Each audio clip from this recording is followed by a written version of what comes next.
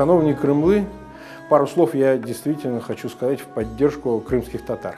Народ для меня очень близкого, в силу многих причин, того, что я защищаю в том числе и крымских татар в качестве адвоката в России, в том, что мне приходится бывать в Крыму, который превратился в оккупированную территорию, как военную базу.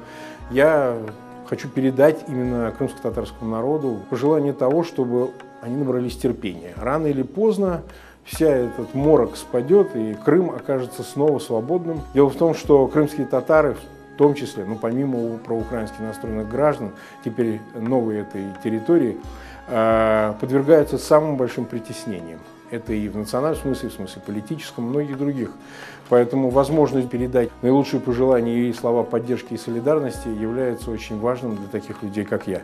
Нас немного в России, но тем не менее мы считаем своей обязанностью поддерживать крымчан, для того, чтобы они ощущали эту солидарность и понимали, что они не одни.